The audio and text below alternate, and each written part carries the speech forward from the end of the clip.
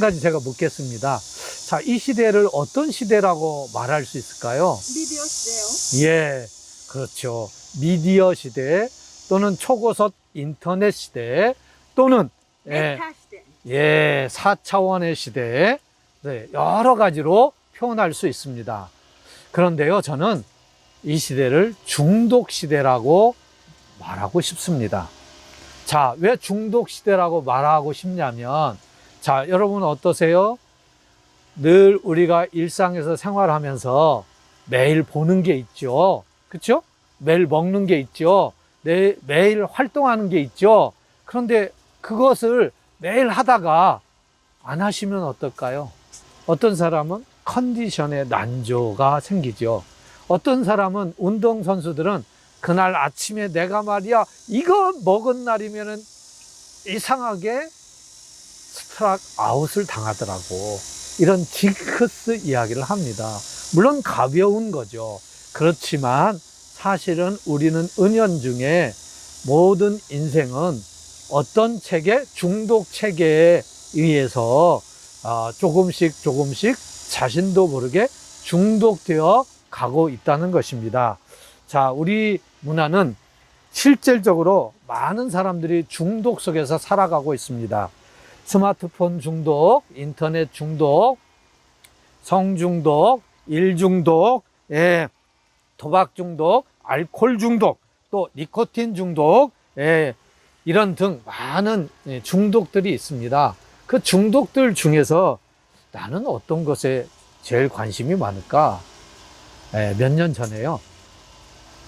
저보다 어린 친구가 알코올 중독으로 먼저 세상을 떠났습니다. 그 부모의 마음이 어떨까요? 참 안타깝죠.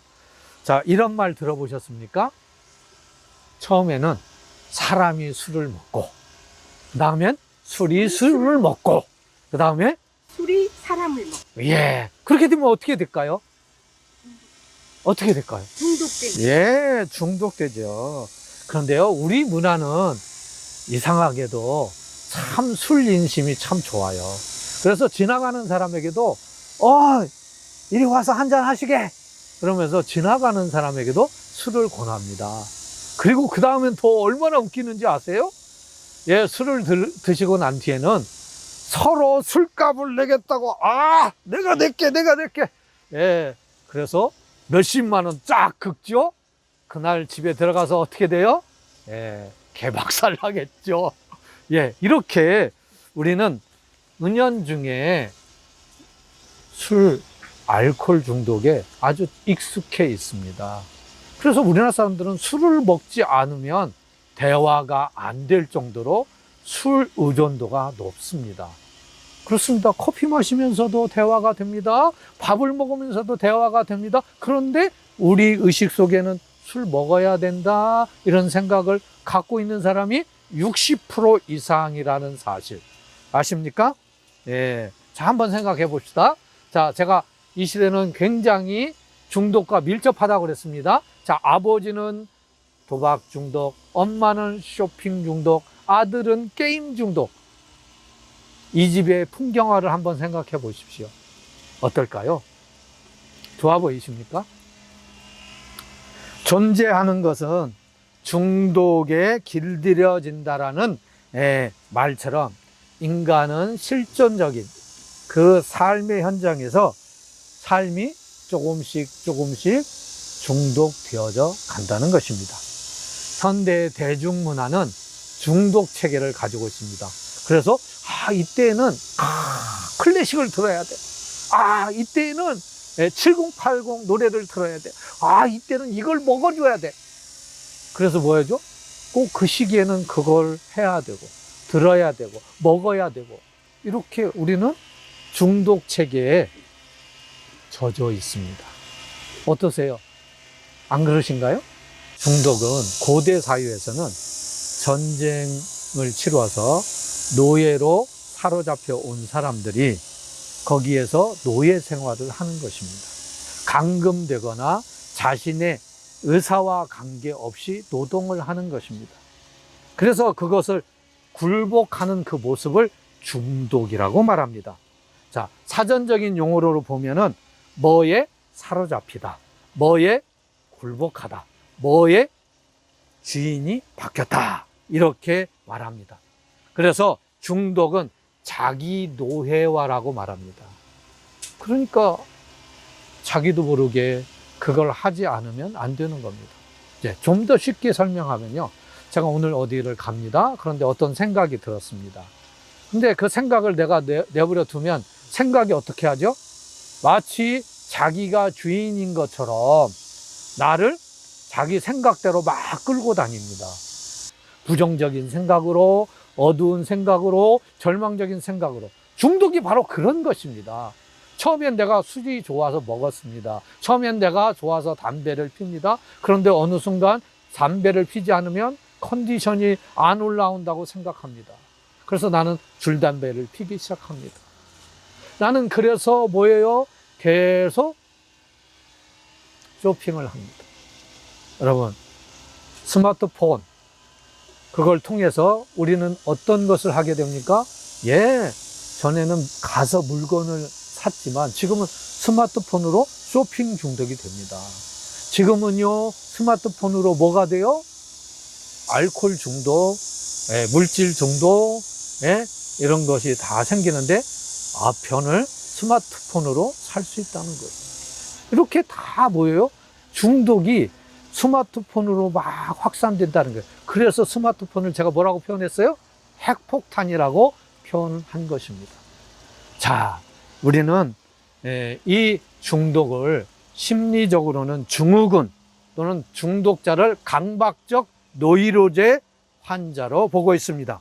중독으로 인해서 통제력을 상실하고 주인이 바뀌어서 끌려다니는 인생. 다시 말하면 주인이 바뀌어서 자기 의지가 아니라 그 술이나 아편이나 이런 것들에 의해서 내 생활이 정상적이지 않은, 이성적이고 합리적인 판단을 못하고 다른 사람들에게 힘을 주게 되는, 다시 말하면 다른 사람, 주변에 있는 사람들을 어렵게 하고 고통스럽게 만드는 그것이 바로 중독입니다. 자, 이 중독은 나 자신을 망가뜨리는 것뿐만 아니라 주변에 있는 사람들을 매우 고통스럽게 만든다는 것입니다.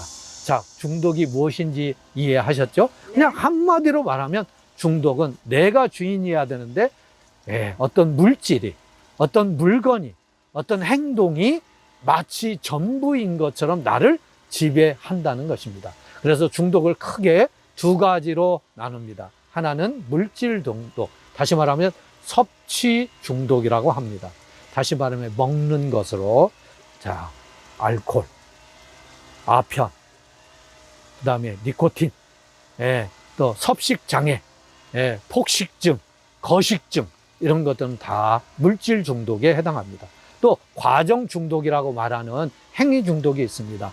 쇼핑 중독, 성 중독, 도박 중독, 일 중독, 이런 모든 것들은 다 뭐예요? 행위 중독, 과정 중독이라고 말합니다. 그러면 이런 중독에 누가 쉽게 매몰되느냐? 어떤 사람이 쉽게 매몰될까요? 자, 어떤 사람이 빠져드냐? 정신역동적 이론에 의하면 물질 남용을 하는 사람을 중독이다, 이렇게 말합니다. 그런데요, 이런 것들은 스스로 자유행위를 하는 것과 같고 또 동성애적, 충동적 그런 방어에 약하고 또 구강기적 퇴행 모습이라고 표현을 하고 있습니다. 자, 이런 중독 증상을 우울증과 연결을 시켜보면 대부분이 손상된 자아 기능이 투영되고 있다라고 말하고 있습니다. 다시 말하면 건강한 자아 존중감이 형성되지 못했다, 그 얘기를 하고 있습니다. 제가 석사 공부 때 논문을 건강한 자아상이라고 하는 논문을 썼습니다. 그러니까 제가 중독과 건강한 자아상, 다시 말하면 자존감이 건강하게 세워질 때 중독으로부터 훨씬 더 자유로울 수 있다는 것을 말씀드리고 싶습니다.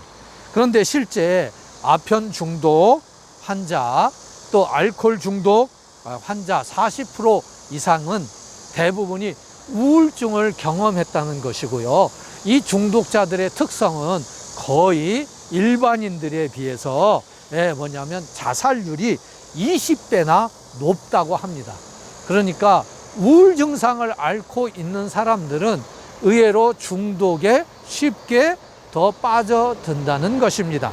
그리고 중독에 더 잘 빠지는 사람은 보통 어떤 것을 지속적으로 하지 못한다는 거예요. 왜 그럴까요?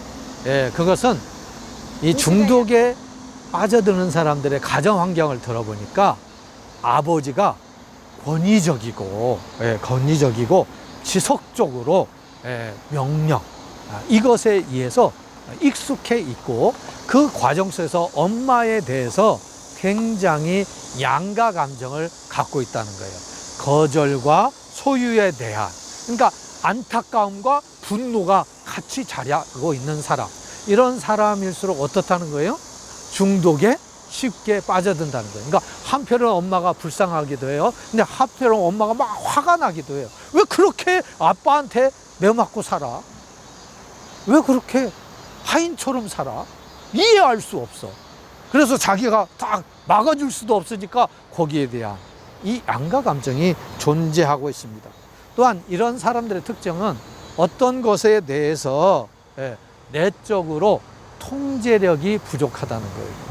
그리고 심리적 욕구, 그 심리적 욕구에 대해서 즉각적으로 만족을 채우려고 한다는 것입니다. 이런 사람들의 특징은 고통을 잘 참지 못하고 인내력이 부족합니다. 그래서 한마디로 말하면 이런 사람들은 어떻다는 거예요? 우선 먹기는 꽃감이 달다. 그런 것입니다. 자, 그래서 이들의 욕구, 이런 고통을 해결하기 위해서 이들은 먹을 것을 가지고 채웁니다. 또 자기가 쉽게 할 수 있는 행동들을 가지고 행동을 합니다. 그런데요, 먹는 것을 이렇게 먹다 보면 처음에는 만족이 돼요. 그런데 먹으면 먹을수록 뭐예요? 그 면역성이 줄어드는 거죠. 그래서 점점점 많은 양을 먹게 되는 거예요. 처음에는 한 번 주사 맞았는데 계속 맞아야 된다는 거예요. 그래서 뭐예요? 점점점 그들은 금단 현상에 빠지게 된다는 거죠. 참으로 힘든 시간들을 보내게 되죠. 왜냐하면 그때 처음에는 그 약효가 오래 갔지만 점점점 시간이 짧아진다는 것입니다. 그 짧아지는 가운데서 그들은 고통을 더 심하게 느낀다는 것입니다. 그래서 이들은 그때 필요한 것들을 제공받지 않으면요, 불안과 우울과 초조, 이런 긴장감 속에서 습관적인 절망감에 사로잡히게 됩니다. 이 같은 느낌을 피하기 위해서 지속적으로 그들은 반복적으로 더 많은 양의 마약을 하게 됩니다. 더 많은 양의 어떤 행동들을 하게 되는 것입니다. 쉽게 말하면 성적 충동을 조절하지 못합니다. 또 사회적인 좌절감에 매몰되어집니다. 그래서 점점점 심각한 중독에 빠져드는 것입니다. 자, 그러면 이런 중독 문제를 해결하기 위해서 어떻게 하면 되느냐? 먼저 이것을 인식해야 됩니다. 우리는 본능에 따라서 육체적으로 움직이는 그런 소욕들을 가지고 있다는 것입니다. 이런 육체적인 소욕들을 여러분 잘 컨트롤 하십니까? 쉽지 않습니다. 이런 내적인 통제력이 부족하기 때문에 우리는 이런 때 외부의 도움을 받아야 되고, 그 부분 중에서 하나가 종교적인 도움을 받는 것이 매우 유익합니다. 이 종교적인 유익은 우리에게 평안함을 줍니다. 그렇기 때문에 종교의 힘은 굉장히 우리 일상에서 큰 도움을 차지하게 됩니다. 또한 좋은 강의를 많이 듣는 것이 중요합니다. 좋은 얘기를 많이 듣다 보고 긍정성이 회복되면 중독을 또 쉽게 극복할 수 있습니다. 그리고 이제 중독 현상에 자기가 있다고 한다면 우리는 자기 스스로가 이것을 컨트롤할 수 없다라는 것을 인정하고 빨리 전문가의 도움을 받는 것이 매우 유익합니다. 또한 중독을 극복할 때 내가 이 위기를 극복하면 또 다른 차원의 삶을 살아갈 수 있는 기회가 주어진다는 사실을 기억하시고 소망 속에서 중독과의 싸움에서 도움을 계속 받으십시오. 그러니까 전문가의 도움은 빠르면 빠를수록 좋은 것입니다. 마지막으로 회복 과정은 단순하게 금세되지 않는다는 것입니다. 내가 중독에 빠져드는 그 시간만큼 그 회복 시간이 길어진다는 사실을 알고 조급한 마음으로 하지 말고 끝까지 포기하지 말고 지속적으로 전문가의 도움을 받으면서 회복 프로그램을 성실하게 하시면 멋진 새날이 옵니다. 스스로 독립된 인격체로 설 수 있도록 자기 자신과의 외로움 싸움에서 이길 수 있다는 사실을 가지고 늘 한 걸음씩 한 걸음씩 하다 보면 건강한 생활을 다른 사람과 함께 누릴 수 있다는 사실입니다. 자, 여러분, 우리 주변에는 우리를 돕고자 하는 사람들이 많이 있습니다. 기꺼이 전문가의 도움을 받으십시오. 저희 행복 디자인 심리 상담 센터는 여러분들을 기꺼이 돕고자 합니다. 저는 기독 중독 연구소의 자문위원이기도 합니다. 중독 학교를 운영하고 있습니다. 거기에는 많은 분들이 와서 강의를 듣고 소그룹으로 지금도 배우고 있습니다. 또 특별한 프로그램들이 있습니다. 마음을 여시고 하루빨리 건강하고 행복한 함께 누리는 인생을 살기 위해서 적극적으로 그것이 곧 당신을 위한 것입니다. 감사합니다.